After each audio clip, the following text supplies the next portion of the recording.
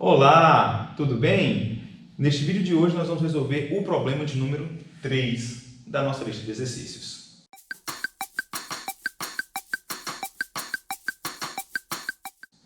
Mas antes eu tenho uma dica para te dar. Se você ainda não está inscrito no canal Matemática para Todos, o Math for All, não perca tempo. Clique nesse ícone que está aqui abaixo do seu vídeo e se inscreva agora mesmo. Ative as notificações para ficar a par de todo o conteúdo que está sendo produzido neste canal. São novos vídeos a cada semana. Até o momento nós estamos produzindo a playlist de análise combinatória e eu já te aviso que estamos quase terminando.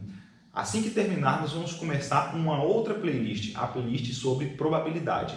E vamos sempre estar postando novos materiais. Coisa boa vem chegando por aí. Então, curta os nossos vídeos. Se você puder, compartilhe para que esse conteúdo atinja mais e mais pessoas.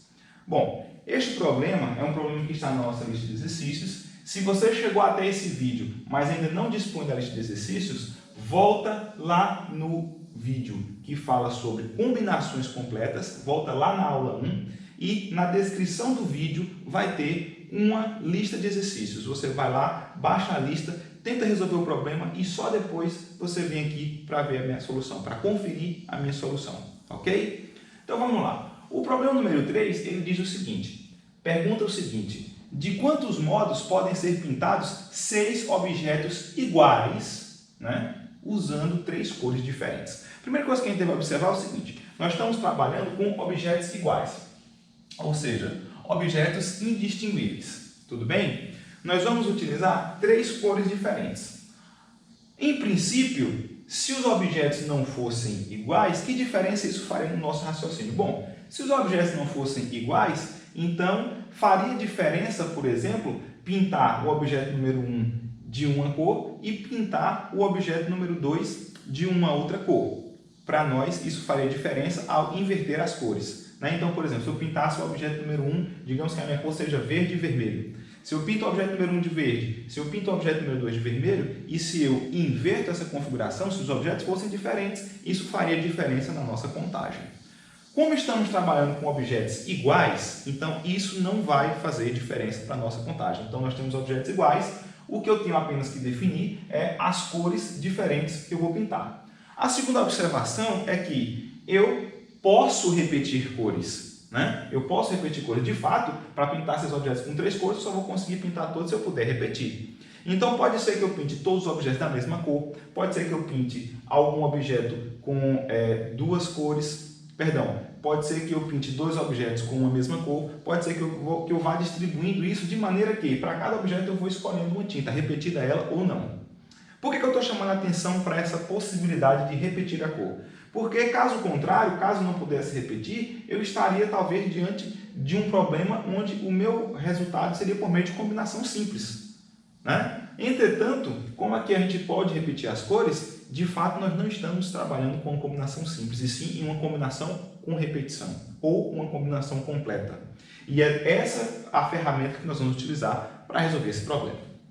Então, para construir a nossa solução, eu devo observar o seguinte, eu tenho 6 objetos e eu tenho 3 cores diferentes. Então eu vou representar por x1 a primeira cor, eu vou representar por x2 a segunda cor e eu vou representar por x3 a terceira cor, certo?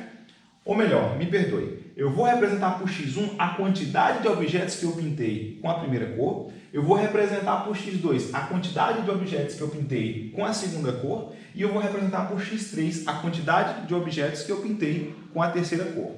Bom, ao somar esses objetos pintados, obviamente que eu tenho como resultado 6, porque são 6 objetos.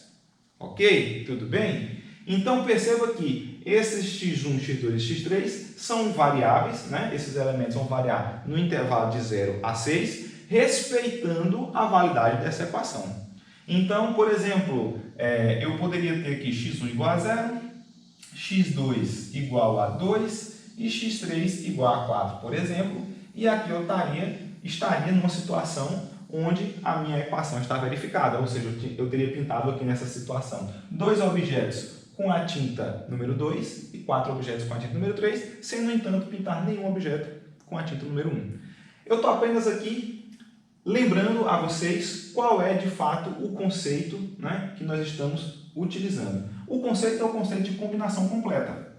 Então, na realidade, uma vez identificado que eu posso trabalhar via essa equação, né, via essa equação aqui, que eu vou chamar de asterisco, estamos dentro das condições de que as variáveis são inteiros não negativos, que podem variar desde 0 até 6. Então, isso configura o seguinte problema. É equivalente eu, então, responder o meu problema calculando a quantidade de soluções inteiras e não negativas que essa equação asterisco possui. E isso é feito via combinação com repetição ou combinação completa, como você preferir chamar. A quantidade de elementos que eu tenho é justamente a soma de 6 mais 3, ou seja, 6 mais 3, que vai ser 9, e a quantidade aqui que eu coloco de elementos é justamente o 6, porque são 6 objetos a serem pintados. Muito bem. Então, nós ficamos com combinação completa de 9 tomado 6 a 6. Isso nós vimos na aula de combinação completa, né? Pode ser calculado por meio de uma combinação simples, bastando para isso eu subtrair uma unidade aqui. Então, isso aqui é uma combinação simples de 8 tomados 6 a 6. Ok? Então, é 8 fatorial dividido por 6 fatorial 2 fatorial.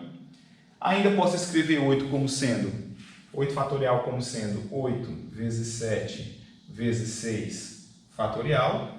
E dividindo isso por 6 fatorial vezes 2, porque 2 fatorial é 2, eu posso simplificar 6 fatorial com 6 fatorial, 8 com 2, aqui sobra 4, então fica 4 vezes 7, que é 28. E esse é o nosso resultado.